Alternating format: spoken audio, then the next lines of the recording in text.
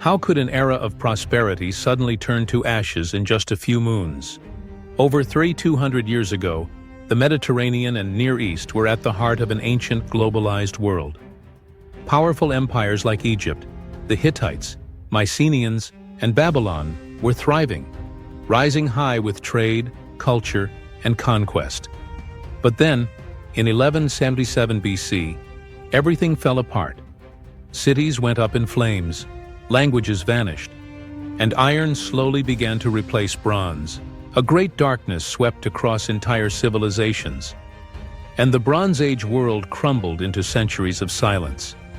What truly happened? What force struck down these mighty kingdoms?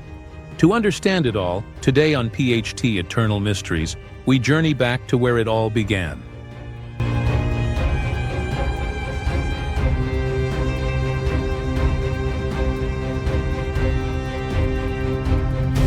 As its name suggests, the Bronze Age marked the first time humans touched this revolutionary metal, transforming it into a tool to reshape their world.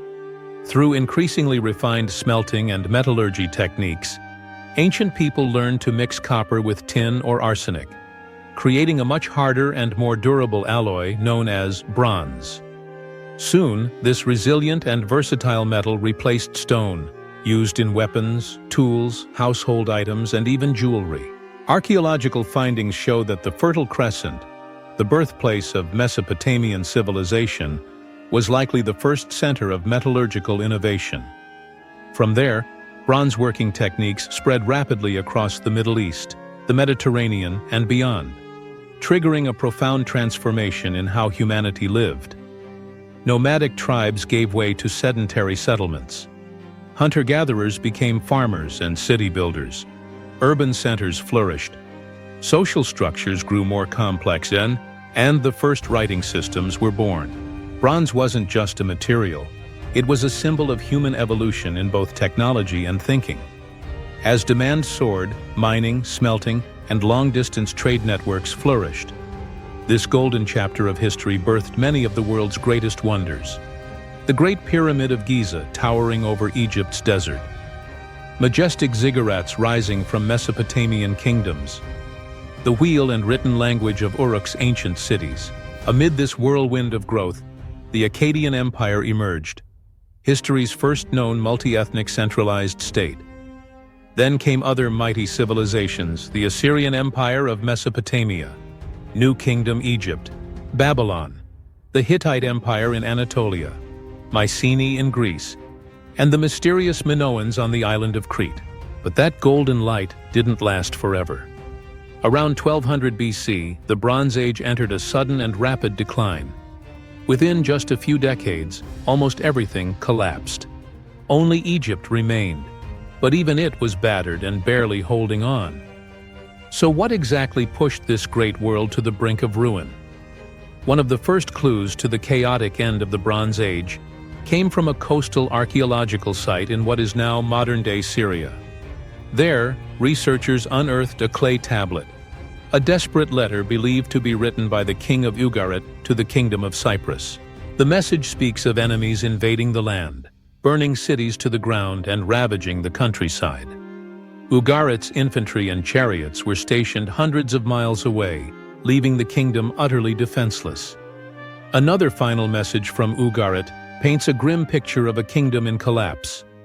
Scattered armies, ruined cities, scorched crops, and a starving broken land plunged into chaos. But Ugarit wasn't alone. At nearly the same time, the island of Cyprus was also invaded.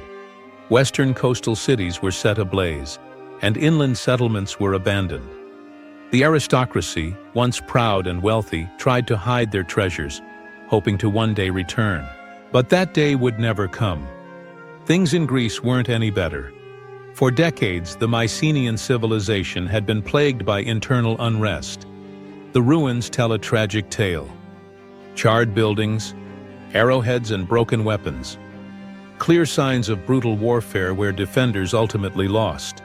Other palaces, burned specifically in their central complexes, suggest uprisings, where commoners rose up and overthrew local kings. And some cities? Simply abandoned.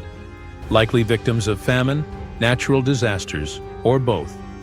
In Anatolia, the homeland of the Hittites, things were even worse. Archaeological evidence shows that every major city, especially those along the coasts, was destroyed, completely, without exception. For a long time, this sudden, widespread collapse remained a mystery with no clear answer. Historians knew the event had happened, but they couldn't say how or why. Then, in the late 19th century, the sands of Egypt finally revealed a breakthrough. There, in the ruins of Medinet Habu, archaeologists uncovered a carved stone relief within the temple of Pharaoh Ramses III, a record that would shake the foundations of historical theory. It spoke of an enemy long forgotten, an invader with no name. The ancient inscriptions describe multiple waves of foreign invasions that struck Egypt's coastline over a span of 30 years. And when the attacks came, entire cities were flattened and thrown into chaos. No kingdom could stand against the weapons of these unknown warriors. Even Egypt's own records offered only vague hints about the identity of these shadowy invaders. It would take more than 3,000 years before modern scholars gave them a name: the Sea Peoples. They didn't come from a single nation, but rather a fragmented alliance of displaced communities scattered across the Mediterranean, from Sicily and Sardinia to Crete and the coasts of the Aegean Sea. Some may have even originated from lands farther west. These people, though loosely allied, managed to sweep away entire civilizations, leaving behind smoke, ruin, and despair. Even their appearance reflected their diversity. Some wore feathered helmets, others horned caps. Some had only a piece of rough leather over their heads. There were warriors in short kilts, and others in knee-length tunics. The only thing that unified these exiles was their shared desperation to abandon their old lands. They came not only with swords and shields, but with their wives, children, belongings, and beliefs. They boarded massive ships and set sail as a human tidal wave, sweeping from the Mediterranean to Mesopotamia. And few could stand against them. But what made them nearly unstoppable? The answer lies in an ancient war machine, one that had long determined victory or destruction across the battlefields of the ancient world: the chariot. Originally just a fast-moving vehicle for nobles and rulers, the chariot soon became the backbone of nearly every army, from Babylon and Hittite to Assyria and Egypt. Standard war chariots of the time carried 2 horses and 2 men, a driver to control the reins, and a bowman to rain down death. The horses were carefully bred and intensively trained, capable of reaching incredible speeds and turning on a dime. At full force, a war chariot could move twice as fast as any infantry soldier. The archer on board wielded a compact composite bow, short but devastating, with high range and armor-piercing power. On the battlefield, chariots combined 3 critical advantages: speed, range, and firepower. No other weapon system of the time could match them. To help visualize their impact, when the battleship HMS Dreadnought launched in 1906, it instantly rendered every other warship in the world obsolete. It was faster, stronger, and could shoot farther than anything that came before. That's what chariots were in the ancient world. And the Sea Peoples, despite their loose organization, mastered them. Just as chariots once dominated every aspect of ancient warfare, they also came with an enormous cost. Raising horses, training warriors, forging gear, all of it drained the wealth of nations. Horses, in particular, were no ordinary beasts. They had to be selectively bred, rigorously trained from a young age, and could only be raised in a few regions with the right conditions. The weapons and armor for chariot units weren't mass-produced either. Each item required painstaking craftsmanship. Losing a single chariot wasn't just a material setback. It could cripple an entire formation. That's why chariots were often accompanied by large infantry forces to shield, flank, break enemy lines, or protect the chariots in tight situations. But when the storm of the Sea Peoples crashed onto the shores, That once supreme symbol of power turned into a hopeless relic. Unlike the ancient empires that relied on heavy chariots flanked by spearmen, the Sea Peoples entered the battlefield barefoot, wielding gleaming blades. They carried lightweight weapons, fought with unorthodox tactics, and burned with a fire that could not be extinguished. Rather than marching in tight formations like the phalanxes of West Asia, they scattered in all directions, breaking tradition, sneaking through unexpected routes, striking from chaotic angles. They were a declaration of war against every classical formula. They weren't a slow, rigid army. They were a fluid wave, breaking through every defense line. Small groups struck at weak points, blocked escape routes, and appeared like thunder in the heart of battle. This guerrilla-style assault made the mighty chariot, once unmatched in speed against infantry, suddenly clumsy and vulnerable. Imagine a lone war chariot on an open field, surrounded from all sides by dark figures closing in. No room to turn, no path to retreat. And once their blades struck, those once glorious wooden machines splintered into ruin. Desperate defenders tried to form spear walls to hold the line, but were pierced from the rear. Their formations collapsed, and one by one, they fell into hopeless defeat. At that time, Egypt stood as the last fortress still holding out. But the eastern neighbors had fallen. Northern allies were gone. Western powers had already crumbled before the Sea Peoples.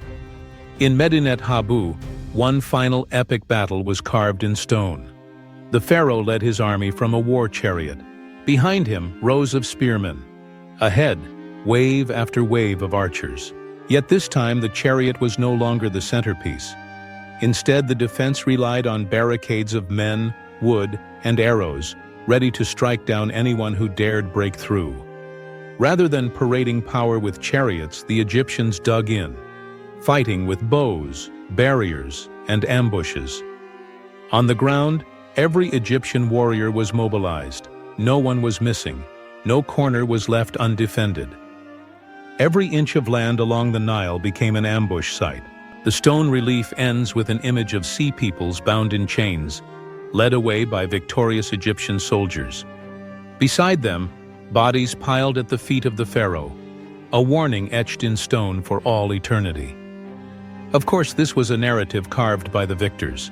But one thing is certain: the Sea Peoples were finally stopped at the banks of the Nile. Though Egypt emerged victorious, the price it paid was devastating. Severe losses in manpower and resources drained to the bone. From that moment on, the land of the pharaohs slipped from its position as a superpower, forever reduced to a shadow of its former golden age. Yet the collapse cannot be blamed solely on the mysterious invaders from the sea. Behind the downfall lay a chain reaction of collapses, beginning with the disintegration of the vast intercontinental trade network. That quiet yet catastrophic breakdown has become the key for modern scholars in tracing the true cause of collapse. And the evidence they uncovered didn't just offer answers. It forced a complete rethink of how the ancient world functioned. Every Bronze Age civilization relied on one essential material to survive: bronze alloy. Without it, weapons became brittle, tools broke easily, and the very foundations of technology began to decay. To make bronze, a simple formula was needed: percent pure copper and 10% refined tin. A basic ratio, but one that demanded a stable, reliable supply chain. These materials weren't rare, but extracting them was no easy task, especially with the primitive mining methods of the time. While many kingdoms had access to copper, only the island of Cyprus was truly the metallic heart of the region. It was rich in copper ore, and mining was often done by digging directly with handheld tools. This abundance turned Cyprus into an economic powerhouse, a vital link in a massive network of material exchange. Tin, however, was a different story, far scarcer, and so valuable that its availability could determine the fate of an entire civilization. A small tin mine in Anatolia, controlled by the Hittites, existed, but its reserves were far too limited to meet long-term demand. Outside of that, tin was virtually non-existent across the region. The largest known source of tin at the time was located far to the east, in what is now Afghanistan, thousands of kilometers across rugged mountains and deadly deserts. The route from Afghanistan to Cyprus was a treacherous journey, plagued by bandits, warfare, and natural threats. And yet the profits were so great that merchants risked it all just to move a few shipments of grayish silver ore westward. Some other small mining sites were used, but none were large enough to sustain the bronze-dependent world.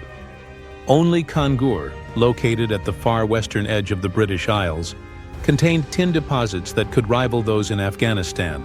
But voyages to and from those distant lands could take over a year, cutting through ice, storms, and pirate-infested waters, often just to trade for a few blocks of precious ore. Yet if the voyage succeeded, the reward could elevate a kingdom's wealth and prestige to unimaginable heights. And from that, it becomes clear, even a small disruption in tin distribution could bring the entire metalworking industry to its knees. Without bronze, the entire age would vanish.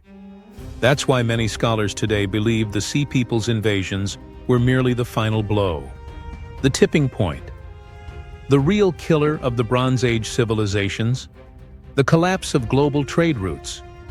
With trade cut off, the production of weapons and tools halted, and so began the fall of empires that once ruled the known world.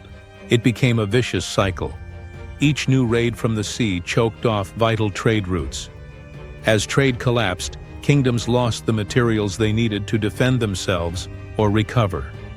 Widespread weakness followed, leaving the entire ancient world vulnerable to the next wave of destruction. And as the great Bronze Age powers fell one by one, the dream of revival sank deeper into the darkness of despair. But was that really the full story? Or were there invisible forces quietly dragging these empires toward oblivion? Even if we set aside the global trade collapse, this region may have already been teetering on the edge of disaster.